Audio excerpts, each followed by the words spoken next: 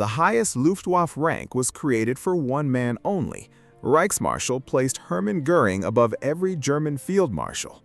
But the Luftwaffe also had 5 different general titles at the same level, and most of its personnel never flew an aircraft. From basic airman to a rank nobody else could hold, this is every German Luftwaffe rank during World War II explained. First, we have Flieger, the basic enlisted rank and the bottom of the regular Luftwaffe ladder. A Flieger had no automatic command authority and might be training as a pilot, servicing aircraft, operating radios, or serving in a ground unit. A fighter Geschwader officially contained roughly 100 aircraft, but keeping those aircraft operational required far more ground personnel than pilots. The Luftwaffe may be remembered for ACES, but Flieger-level manpower kept the machines fueled, armed, and capable of moving at all. Next we have Gefreiter, the first clear step above the basic airman. It normally marked a trained and more experienced enlisted man, but it still did not make him a full non-commissioned officer. Future fighter pilot Werner Schreier became a Gefreiter on the 1st of October 1938 while serving around airfield and flying units. The rank meant that the Luftwaffe trusted you slightly more, which usually resulted in more responsibility rather than less work. Moving on to Obergefreiter, a senior enlisted grade above Gefreiter. An Obergefreiter could be an experienced mechanic, radio operator, gunner, or combat aircrew member, depending entirely on his trade. The Luftwaffe Staffel officially operated 9 aircraft, although wartime strength could range from 5 or 6 to nearly 20. Keeping even that small formation functioning required experienced enlisted specialists, not merely officers making dramatic gestures over maps. Let us continue with Hauptgefreiter, the highest senior enlisted grade used in this sequence before 1944. It stood above Obergefreiter but below the first true non-commissioned rank. Despite the impressive word Haupt, meaning principal or chief, a Hauptgefreiter was not suddenly commanding an airfield. The title mainly rewarded experience and service without granting the authority carried by Unteroffizier. Next we have Stabsgefreiter, which replaced Hauptgefreiter in the Luftwaffe rank structure during 1944. It represented the senior enlisted level immediately below the non-commissioned officer corps. By then, the Luftwaffe was suffering severe manpower shortages, and experienced enlisted men were frequently carrying duties above their formal position. Germany had found a new title for the problem, which was naturally easier than finding enough trained replacements. Non-commissioned officer ranks. We have Unteroffizier, the first proper non-commissioned officer rank.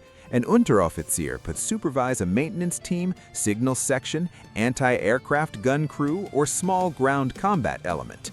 Luftwaffe non-commissioned officers were distinguished by metallic braid around the collar and shoulder insignia, making authority rather difficult to miss.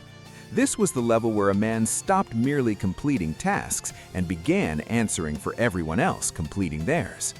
Last, we have Feldwebel, the central professional non-commissioned officer rank. A Feldwebel might lead a platoon, manage a technical section, or fly combat missions as a pilot or aircrew member.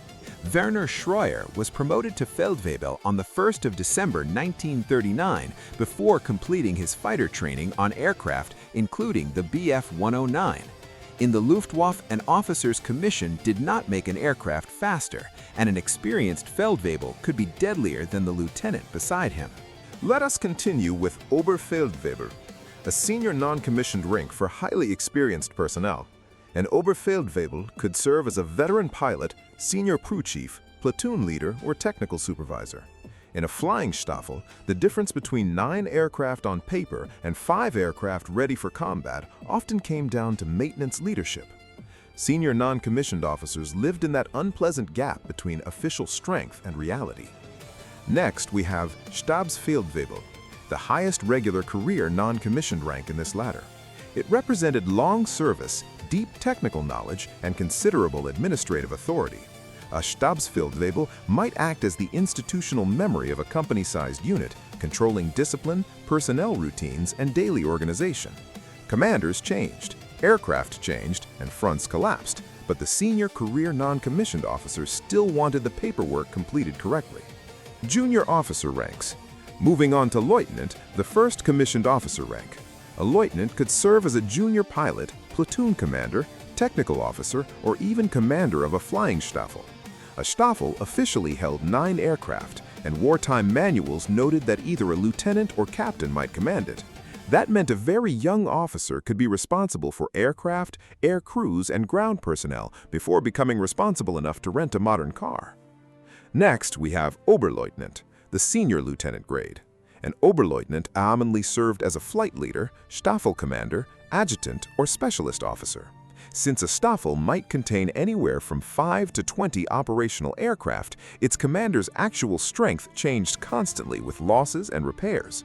The insignia remained stable even when half the aircraft had disappeared by lunchtime. Let us continue with Hauptmann, equivalent to a captain and one of the Luftwaffe's most important combat command ranks. A Hauptmann frequently commanded a Staffel and could also command a Gruppe under certain circumstances. Most Gruppe contained 27 aircraft, while late-war fighter Gruppe were organized for 36, excluding their headquarters aircraft. This was the rank where tactical decisions could affect an entire formation rather than one aircraft or one crew. Field officer ranks. We have Major, the first field officer rank. A Major commonly commanded a Gruppe or held an important operations or staff appointment.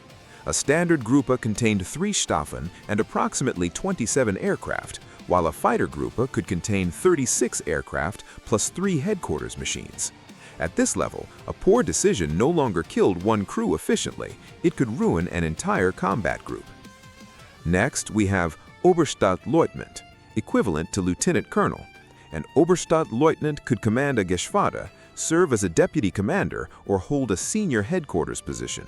A typical Gefreiter contained around 100 aircraft divided among several Gruppe, although real operational strength was frequently much lower. The rank therefore required managing pilots, maintenance, intelligence, fuel, ammunition, and the increasingly fictional numbers reported to higher command.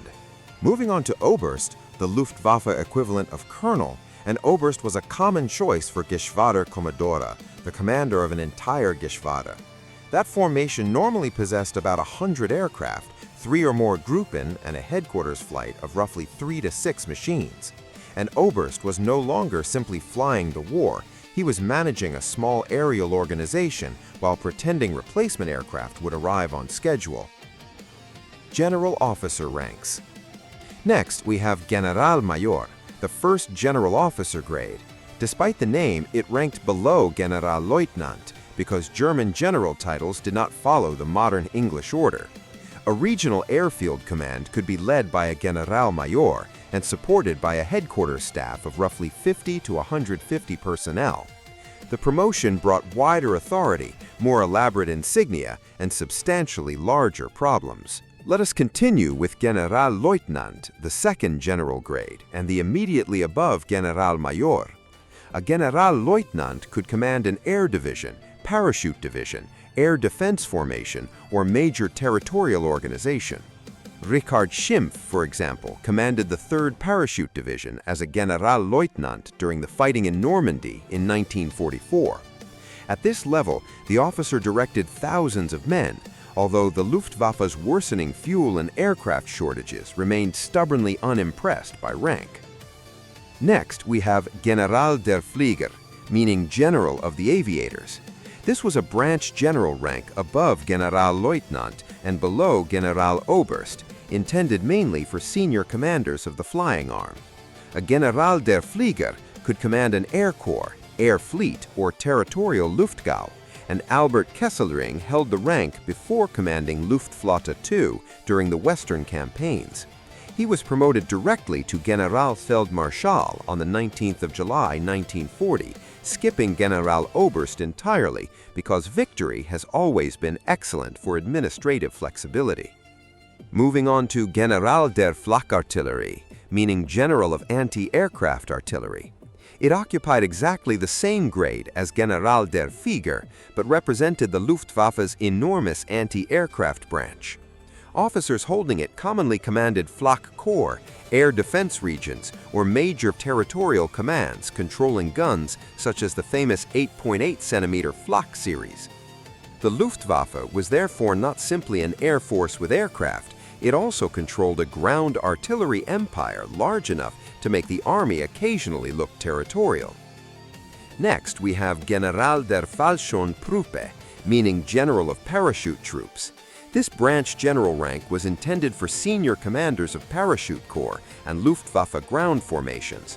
Kurt Student received the corresponding branch general status after building Germany's airborne force and later commanded the 11th Air Corps during the invasion of Crete in May 1941. Crete was captured, but the heavy losses helped end Germany's appetite for massive parachute operations, proving that successful operations can still be strategically expensive. Let us continue with General der Luftnachrichtentruppe, meaning General of Air Communications Troops.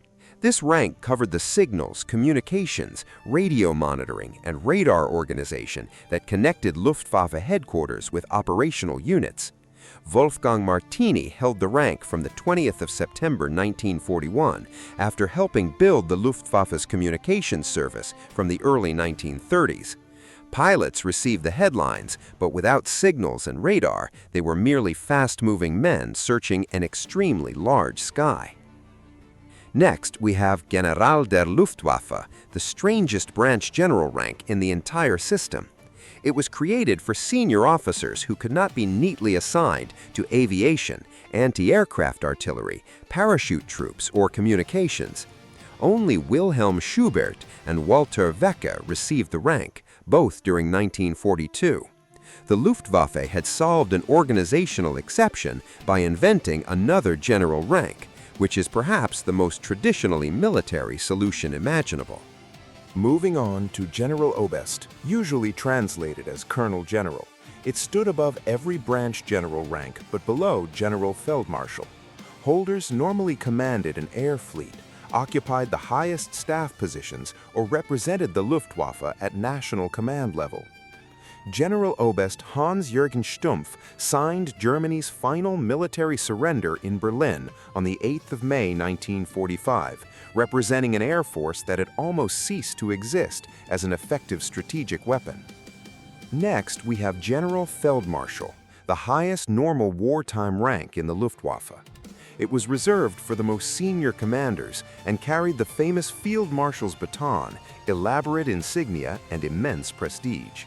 Albert Kesselring received the rank on the 19th of July 1940, while Robert Ritter von Greim became the final Luftwaffe Field Marshal during the last days of April 1945. The baton looked impressive, although by 1945 it contained considerably more polish than the Luftwaffe possessed aviation fuel. Finally, we have Reichsmarschall, the highest and most exclusive Luftwaffe rank. Adolf Hitler created it for Hermann Göring on the 19th of July 1940, placing him ceremonially above Germany's field marshals. Göring remained its only holder, and the title reinforced his political position without giving him direct operational command over the Army and Navy. The Luftwaffe's later failures over Britain and against Allied bombing demonstrated the final lesson of this hierarchy. The largest rank insignia could not manufacture sound strategy, trained pilots, or fuel. From Flieger to Reichsmarschall, Luftwaffe rank showed authority, seniority, and career status, but not a man's actual job. A Feldwebel might be flying a fighter, while an officer managed transport vehicles, radar stations, or ammunition records on the ground. The most misleading part was the general structure. Generalmajor was below Generalleutnant. 5 different branch general titles shared one level, and General der Luftwaffe existed largely because 2 officers did not fit the boxes. At the top stood Hermann Göring with a rank created for him alone. Beneath him stood hundreds of thousands of personnel trying to keep aircraft, anti-aircraft guns, radar networks, and airborne units operational. The hierarchy was elaborate. The uniforms were carefully marked. The war, rather inconsiderately, refused to follow the organization chart.